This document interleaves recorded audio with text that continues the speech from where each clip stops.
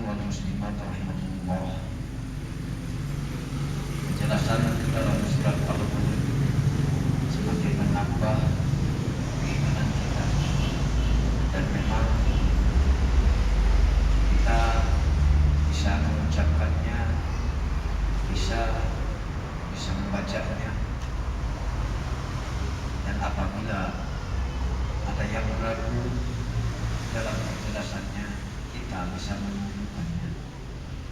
Inilah yang menjadi kekuatan iman para sahabat Rasulullah alaihi salatu wassalam dahulu kala. Pada saat itu mereka berada dalam waktu yang serba kurang dan kekurangan, dan yang terbanyak pengikut Rasulullah alaihi salatu wassalam adalah orang-orang miskin, orang-orang fakir, orang-orang duafa yang tidak ada kekuatan secara materi, namun dikarenakan Islam menjamin pemeluknya akan mendapat kebahagiaan akhirat dan dunia. Walal akhiratu khairul laka minal ula. Dan di dalam surat Al-Lail, inna alaina lal huda wa inna alaina lal akhirata wal ula. Itu mendengar ada ketetapan daripada Allah Subhanahu wa ta'ala, langsung mereka bertambah keyakinannya, bertambah keimanannya, dan kita pun kenapa tidak bertambah keyakinan, bertambah keimanan. Terlebih setiap hal yang mendukung terjadinya was-was, kemamangan, keraguan dalam diri kita di saat sekarang ini, banyak hal untuk menghancurkannya.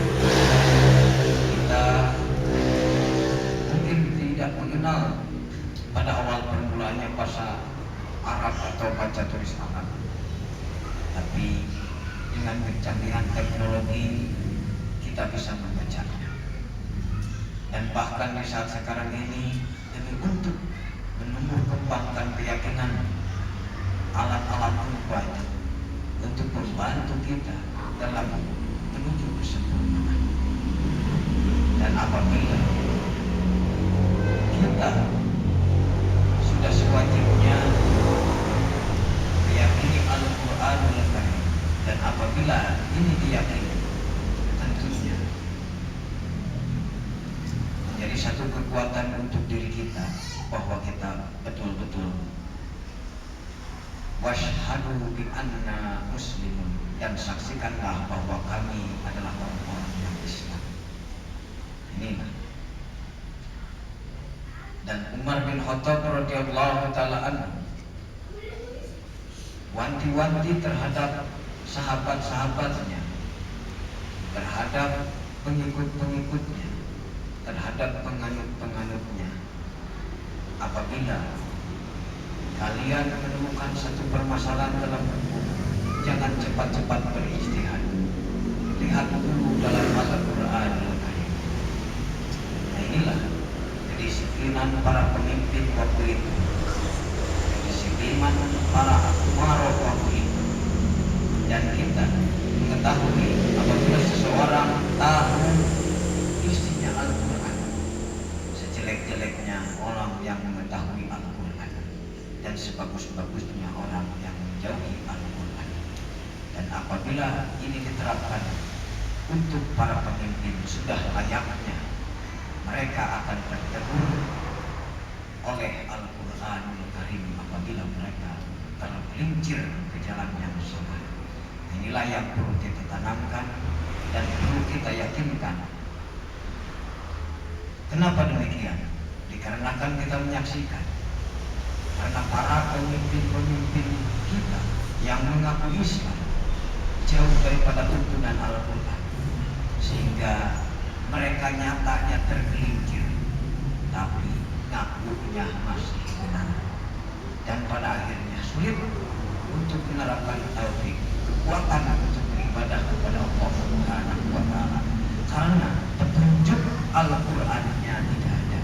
Maka kita saksikan apabila ada seseorang yang diberi kepercayaan menjabat sebagai umaro, baik umaro yang tertinggi, pertengahan atau kelas bawahan, semua di antara mereka sulit untuk mengabdikan diri kepada Allah Subhanahu wa Ta'ala. Karena apa?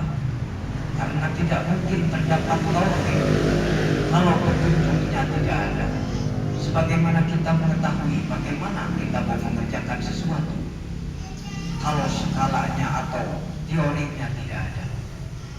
Kita mau membuat bangunan, kalau bangunan tersebut tidak ada tanahnya, tidak ada bentuknya, lalu apa yang akan kita kerjakan? Begitulah orang-orang yang mengaku Islam kalau jauh daripada Al-Quran. Maka apabila ingin Anda menyaksikan perubahan yang menjamin kebahagiaan akhirat dan dunia, maka janganlah kita termasuk orang-orang yang membohongi diri kita sendiri. Kita makhluk Allah. Nanti dalam surat At-Tin diperjelas. A'udzu billahi minasyaitonir rajim. A'udzu billahi minasyaitonir rajim.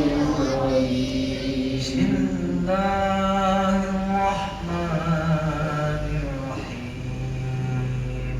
Bismillahirrahmanirrahim.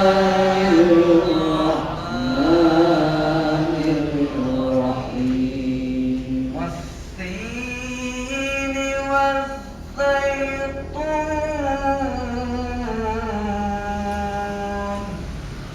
والتين والزيتون.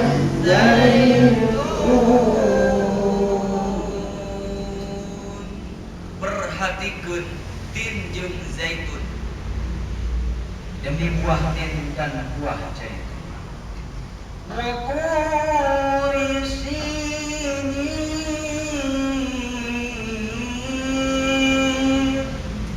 Wakuri sinin.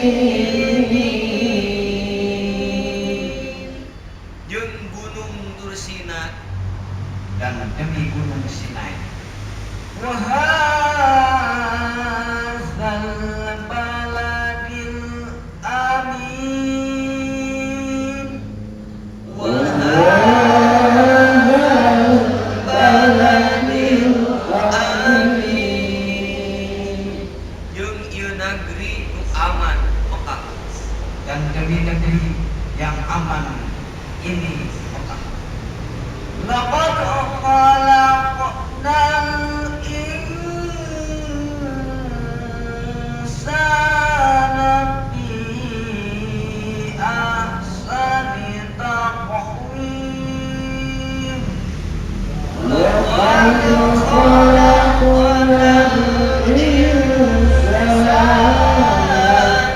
fi ahsani taqwim. Sanyana kami geus ngayugakeun manusia kalawan dedeg pangadeg nu panghadegna. Sungguh kami telah menciptakan manusia dalam bentuk yang sebaik-baik. Tsumma radadnahu asfala safilin. Tsumma radadnahu asfala safilin. Tuluy ku kami dirag-ragkeun kana tempat anu panghandap-handapna. Kemudian kami kembalikan dia ke tempat yang serendah-rendahnya.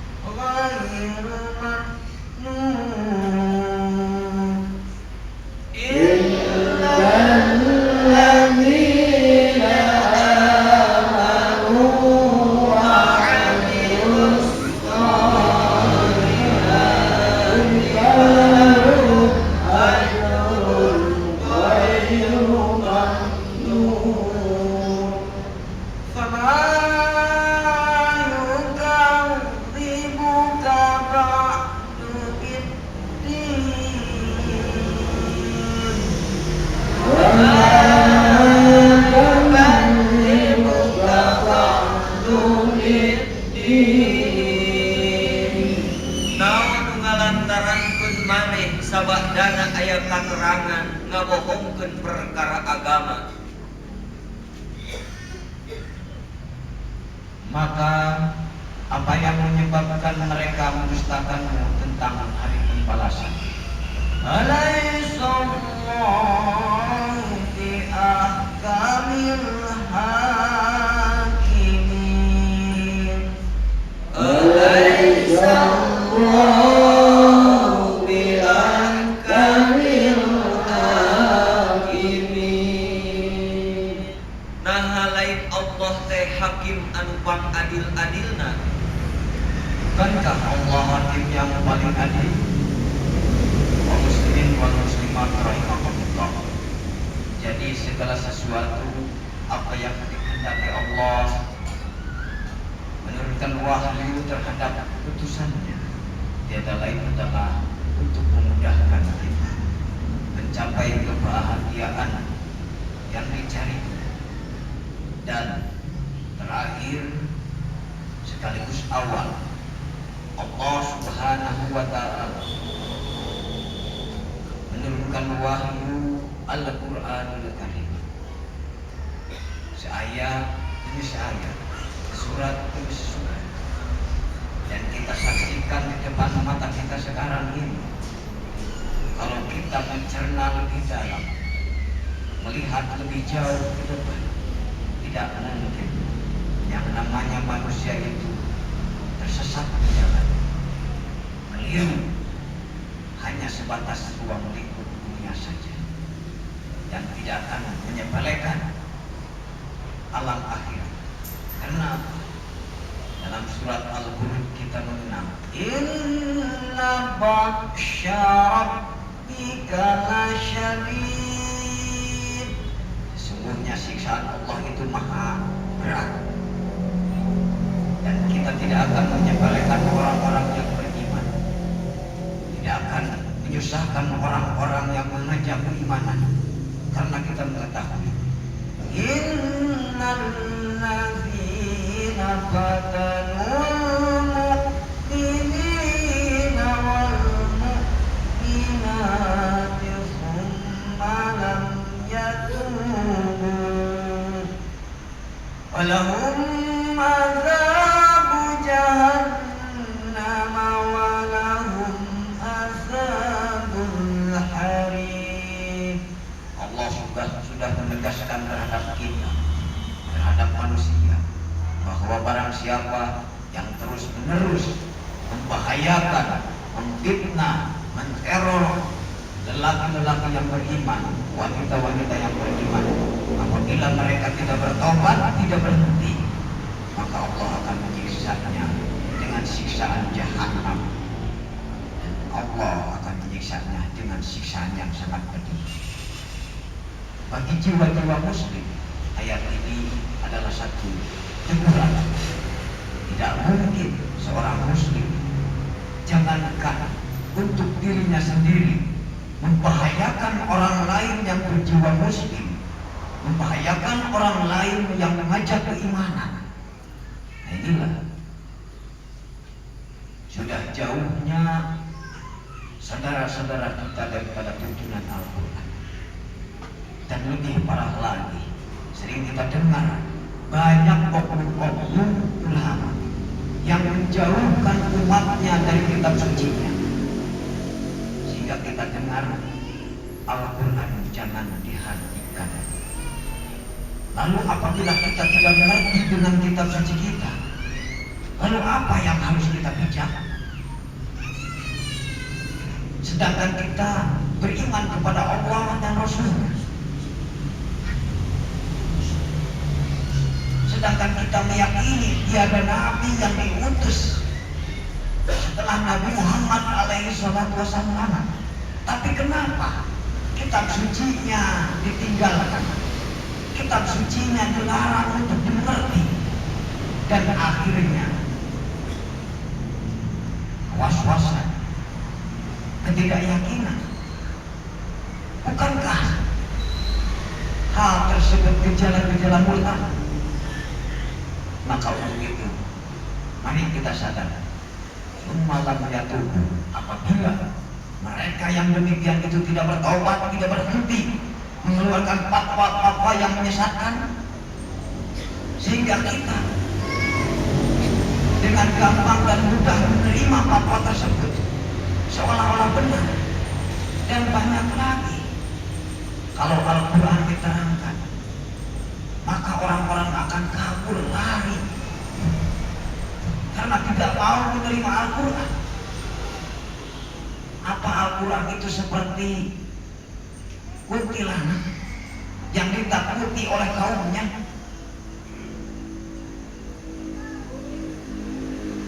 Tidak mungkin jiwa-jiwa muslim kabur daripada kitab suci. Karena apa? Lihat sejarah sahabat Rasulullah alaihi salatu wasallam, begitu turun Al-Quran, begitu turun ayat demi ayat, bukan malah lemah keimanan, disiksa, dihina, dihujat, dicaci, dimaki, tidak ada artinya. Demi perjuangan keimanan, jangankan cacian, makian, hujatan, hinaan, mati pun adalah pintu yang paling bahagia. Mati demi keimanan, mati demi memperjuangkan keyakinan, mati demi mempertahankan keimanan. Itulah harapan para sahabat Rasulullah alaihi salatu wasallam. Kenapa? Karena mereka sudah yakin kehidupan dunia ini hanya sesaat, hanya sebentar, hanya sekedar mampir. Tapi sayang 1000 kali sayang, kita di saat sekarang ini, dulu bukan sekarang, dulu banyak oknum-oknum kiai hasil jebolan daripada penjajah kolonial Belanda yang ingin mengeksploitasi hasil bumi Nusantara. Maka dipolitisirlah agama, direkayasalah agama. Dan tapi kita mengerti dan tahu, sepandai-pandainya tukang sulap, hebat-hebatnya para pembohong, pada akhirnya akan ketahuan juga. Dan kita pun janganlah menjadi orang-orang yang membohongi diri kita sendiri terlebih orang lain. Maka manfaatkanlah sisa usia kita. Jangan kita egois sehingga menjerumuskan diri kita sendiri, bahkan menjadi contoh untuk orang lain.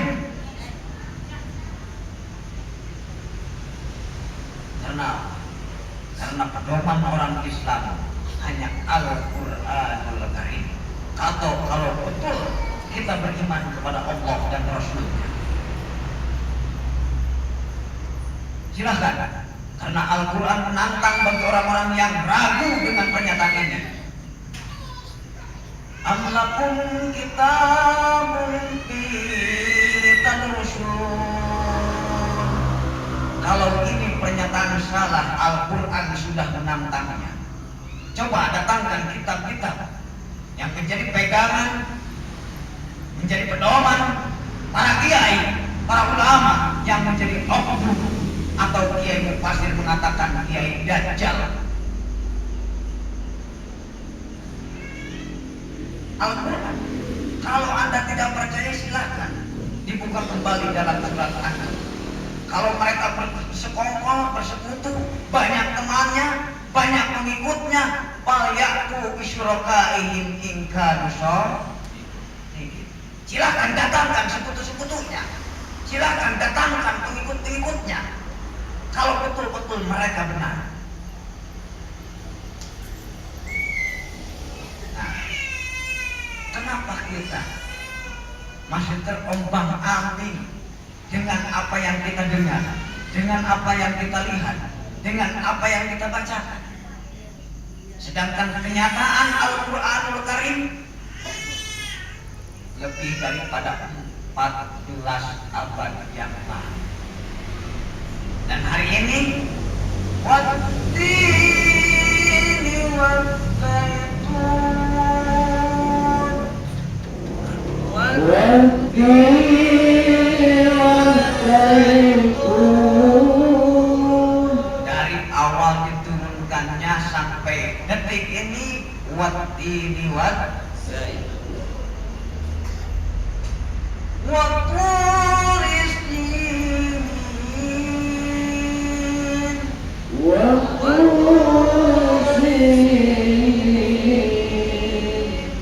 hadzal baladil amin.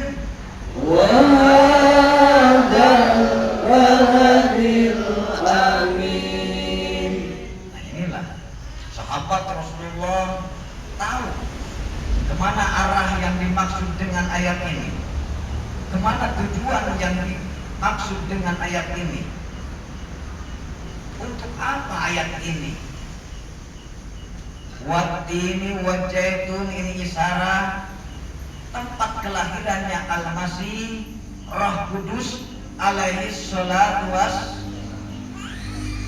wa tulis ini tempat menerimanya kalamullah Nabi Isa alaihi salatu ini dua tempat ini sampai sekarang menjadi dasar daripada peradaban. Apapun dalihnya, apapun caranya, tentu dengan alamat Nasrani atau Yahudi.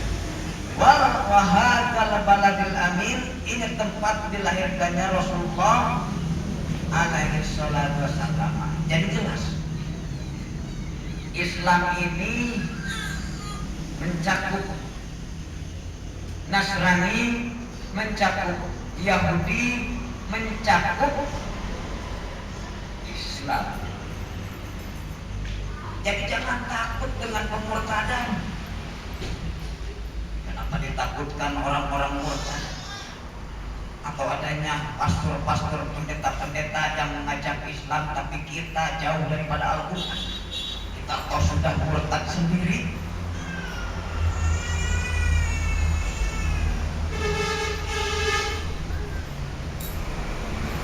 Kita sudah benci Al-Quran, kita sudah murtad sendiri.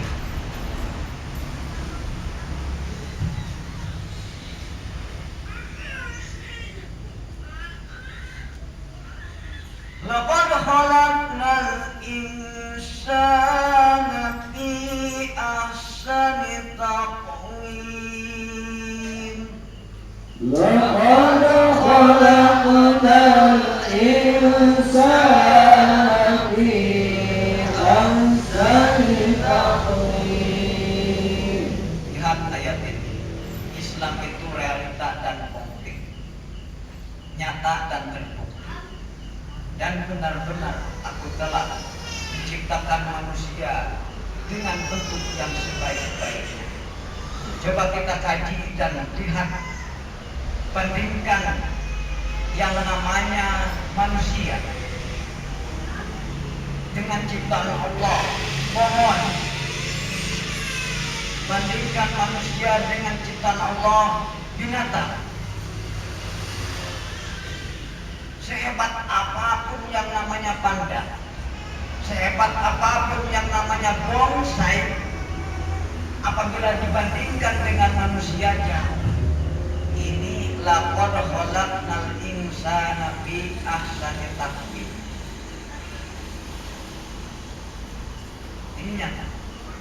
Lalu ayat kedua, tsumma radadnahu asfala safilin.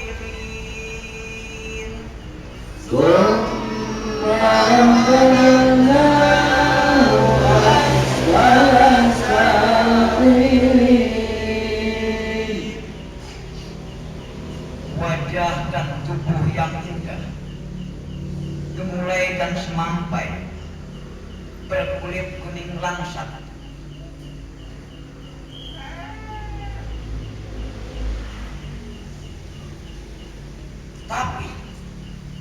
Kemudian kami kembalikan ia ke tempat yang serendah-rendahnya. 50 tahun yang lalu tubuhnya bagus. 50 tahun sekarang, aduh, jalan sudah bongkok, rambut sudah putih, kadang-kadang ada yang botak duluan. Bukankah ini tidak lebih jelek daripada anak yang baru lahir? Merangkaknya kakek-kakek dengan merangkaknya bayi yang baru lahir. Bayi yang baru lahir merangkak jelek apabila dibandingkan dengan kakek-kakek yang merangkak. Bukankah ini lebih jelek daripada merangkaknya bayi? Ini kenyataan. Apabila standar dohir yang dipakai. Namun unik dan antiknya, Allah Subhanahu wa Ta'ala bagi orang-orang yang bertakwa selalu memberi jalan keluar yang lebih baik. Illal ladzina amanu wa 'amilus shalihat.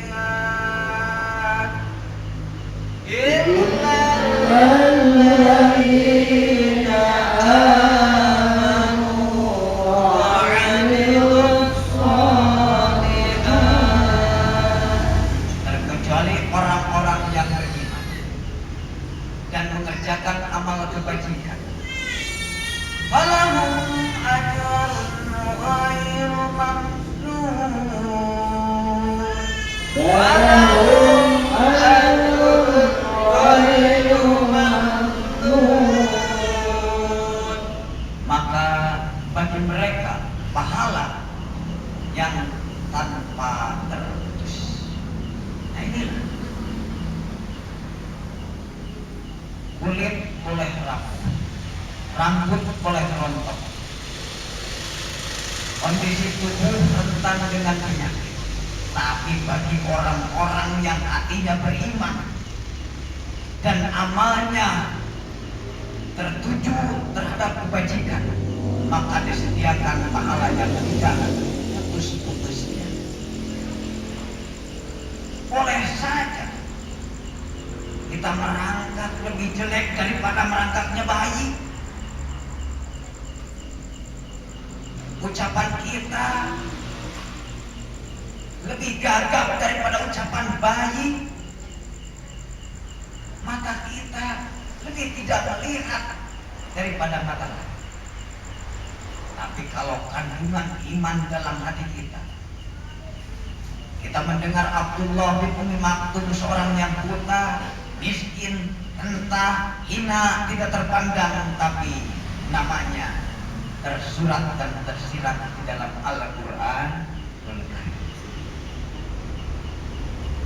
Sampai hari ini Abdullah bin Ummi Maktum, apabila kita membaca Abasa wa Tawalla, tentu ayat ini menegur Rasulullah jangan sampai berbuka masam dan berpaling dari orang-orang yang menginginkan petunjuk untuk ke arah mana.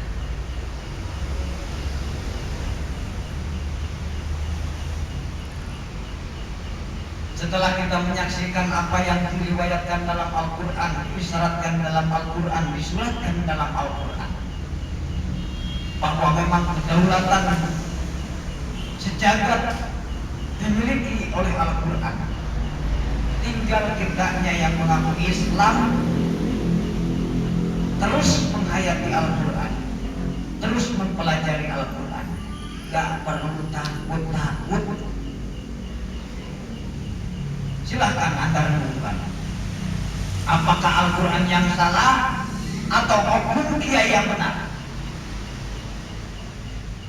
Apakah Al-Quran menyatakan demikian itu salah menurut Anda?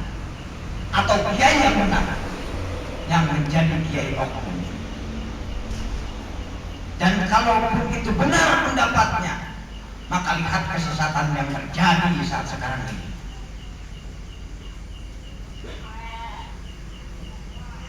Kenapa mereka tersesat? Karena jauh daripada kitab suci. Setelah kita menyaksikan demikian, فَمَا يُكَذِّبُكَ بَعْدُ بِالدِّينِ فما يكذبك بعد بالدين. maka apakah yang menyebabkan manusia mendustakan kamu? Apa yang menyebabkan kita mendustakan Al-Quran? Kaum ulamakah? Bukankah kita mengenal bahwa kalau kita bisa membaca satu surat dalam Al-Quran, jangankan dibawa mati, Al-Quran ini bisa dicek. Dalam sembahyang kita bisa membacanya. Setelah Fatihah, kalau kita menguasai surat Al-Ikhlas, bisa membacanya. Tapi kalau Anda bisa menghafal hadis-hadis, atau kaum ulama, silahkan bawa kepada sholat dan ucapkan di depan umum, mungkin disebut aliran sesat. Contoh, ghairil maghdubi alaihim waladdallin. Amin. Lalu kita dengan serta-merta, arkanul islami khamsatun, syahadatun an la ilaha illallah, wa iqamus shalah, wa itaus zakah. Tidak ada. Tapi kalau kita mengucapkan ghairil maghdubi alaihim waladdallin, Amin. iqra bismi rabbikal ladzi khalaqal insana min 'alaq. Dan kita saksikan, tidak ada seorang pun yang memohon kepada seseorang mendoakan sang mayit dengan selain daripada Al-Quran. Menurut saya ini sudah bukti. Bukti yang satu, bawalah kepada sholat. Yang kedua, tidak ada seseorang dengan kitab yang selemari, yang sekamar, membaca mayit selain daripada Al-Quranul Karim. Fama yukadzibuka ba'du biddin.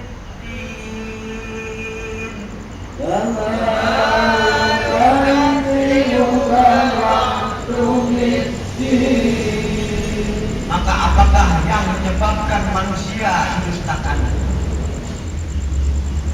menyebabkan kita membohongkan Al-Quran, alergi terhadap Al-Quran? Sadarkanlah, yang hadir di sini dulu, yang hadir di sini dulu, sadarkanlah kita. Jangan sampai kita terkecoh. Toh nyatanya yang alergi terhadap Al-Quran pun, yang kitabnya banyak selain daripada Al-Quran, tapi pengen dibacakannya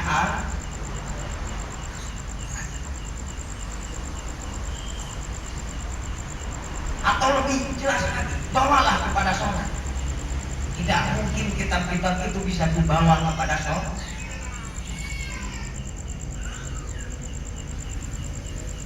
Maka apa yang hendak kita mendustakan Al-Quran? Alaihissallahu bi ahkamil hakimin. Alaihissallahu bi ahkamil hakimin. Bukankah Allah seadil-adilnya, dan yang akan menghakimi adalah Allah Subhanahu wa ta'ala. Dan Al-Quran ini diturunkannya, maka kalau kita sadar yang hadir di sini, insya Allah karena awal permulaannya begitu. Mari kita sadarkan dan jangan sampai kita mendustakan. Karena kesalahan-kesalahan yang telah lalu telah saya ketahui. Sadaqallahul azim.